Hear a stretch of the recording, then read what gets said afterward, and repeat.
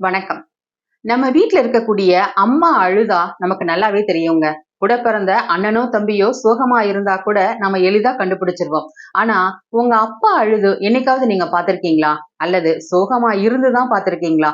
கண்டிப்பா இல்ல அப்படின்றதுதான் 90% நமக்கு பதிலாவே கிடைக்கும். ஏன் அப்படின்னா இந்த சமுதாயம் அப்பாக்களுக்கு எழுதப்படாத ஒரு இலக்கணத்தை சொல்லி கொடுத்திருக்கு. அதுதான் ஆம்பளை அழக்கூடாது அப்படின்னு சொல்லிட்டு. அப்பாக்கள் அப்படின்னாலே ரொம்ப தெம்பா கம்பீரமா பாறை மாதிரி இருக்கணும் அப்படின்னு சொல்றாங்க. ஆனா அந்த பாறையிலும் விரிசல் விழும் அப்படின்றத நாம மறந்து போயிடுறோம். இந்த உலகத்திலேயே மிகச்சிறந்த நடிகர் யாரு அப்படின்னு கேட்டா நாம திரையில தெரியக்கூடிய யார் யாரையோ சூப்பர் ஸ்டார் அப்படின்னு சொல்றாங்க. ஆனா தான் பெற்ற பிள்ளைகளுக்கு தன்னோட கவலை தன்னோட சோகம் எதுவுமே தெரியக்கூடாது அப்படின்னு உள்ளேயே மறைச்சு வெளியில சிரிக்கக்கூடிய அப்பாக்கள் தான் உண்மையிலேயே மிகச்சிறந்த நடிகர்கள் அப்படின்னு நான் சொல்றேன். ஒரு சராசரி அப்பாவோட வாழ்க்கையை நினைச்சு பாருங்களேன். தன்னோட 25 வயசுல ஆரம்பிச்சு 60 வயசு வரைக்கும் குடும்பம், குழந்தைங்க, வீடு, லோனு, இஎம்ஐ இப்படி தன்னோட காலம் முழுக்க ஓடிக்கிட்டே இருப்பாங்க. அவங்களுக்குன்னு சொந்தமா ஆசைகள் இருக்கவே இருக்காதா? நண்பர்கள் இருக்க மாட்டாங்களா? அவங்களோட தனிப்பட்ட சந்தோஷம் தான் என்ன? கண்டிப்பா யாருக்குமே தெரியாது. ஒரு கட்டத்துல தன்னோட பிள்ளைகள் வளர்ந்து வெளியூருக்கோ வெளிநாட்டுக்கோ வேலைக்கு போகும்போதோ தன் மகளுக்கு திருமணம் முடித்த பிறகோ அந்த வீட்டுல ஒரு அமைதி நிலவும் பாருங்க. அந்த நேரத்துல அம்மா கிட்ட பேசுறதுக்கு 1000 சொந்தங்கள் இருப்பாங்க. ஆனா அப்பாவுக்கு அவங்களோட உலகமே அவங்க செய்யற வேலைதாங்க.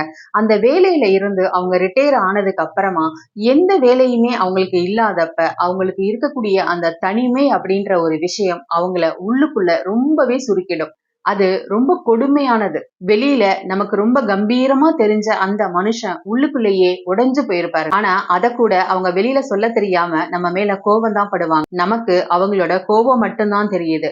ஆனா உள்ளுக்குள்ள நம்மளோட குடும்பம் நம்மள தனியா விட்டுருவாங்களோ அப்படின்ற அந்த ஏக்கம் நமக்கு புரியவே புரியாது.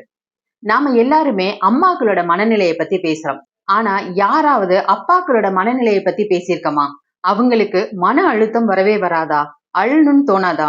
தனக்கு ஏதாவது ஒரு நோய் வந்தா கூட அத வெளியில சொன்னா தன்னோட பிள்ளைகள் பயந்துருவாங்களோ, அது அவங்களுக்கு நிறைய செலவு வச்சிருமோ அப்படின்ற காரணத்தினாலையும் அத அவங்களுக்குள்ளேயே மறைச்சுக்கிறாங்களே, அது எவ்வளவு பெரிய பாரம். அப்பாக்கள் தங்களோட வலிய வெளியில காட்டிக்காததுக்கு காரணம் அவங்களுக்கு வலிக்காம இல்லைங்க, தன்னோட பிள்ளைங்களுக்கு வலிச்சிடக்கூடாதுன்னு தான். அவங்க உடைஞ்சு போனா அந்த ஒட்டுமொத்த குடும்பமே சிதறி போயிடும் அப்படின்றதுதான் அவங்களோட பயமாவே இருக்கும். இன்னைக்கு அவங்களுக்கு வயசாயிடுச்சு. உங்ககிட்ட ஏதோ ஒரு விஷயத்த திரும்ப திரும்ப கேக்குறாங்க அப்படின்னு அவங்க கிட்ட எரிச்சல் படாதீங்க. நாம குழந்தையா இருக்கும் போது கேட்ட 1000 கேள்விகளுக்கும் சலிக்காம பதில் சொன்னவர் தான் அப்பா. அப்பாக்களுக்கு தேவை உங்களோட காசு பணம் கிடையாது. அன்பா ஆதரவா அவரோட பக்கத்துல உட்கார்ந்துகிட்டு, அப்பா நீங்க இவ்வளவு நாள் இந்த குடும்பத்தை பாத்துக்கிட்டது போதும், இனி நான் பாத்துக்கிறேன் அப்படின்னு நீங்க சொல்லக்கூடிய அந்த ஒரு வார்த்தையில வாழ்நாள் முழுக்க அவர் சுமந்த மொத்த பாரமும் இறங்கிடும். ஹாப்பி ஃபாதர்ஸ் டே அப்படின்னு வாட்ஸ்அப் ஸ்டேட்டஸ்ல வாழ்த்து சொல்றது இல்லங்க ஃபாதர்ஸ் டே. அப்பா கூட உட்கார்ந்து பேசுங்க. அதுதான் உண்மையிலேயே ஒரு தந்தையர் தினமா அவருக்கு அமையும். இந்த பதிவு உங்களுக்கு பிடிச்சிருந்தது அப்படின்னா மனதோடு நாம் சேனலை சப்ஸ்கிரைப் பண்ணி தொடர்ந்து இணைந்திருங்க. என்றும் மனதோடு நான் அனந்தலட்சுமி. புவி வாழ்த்த வாழ்க.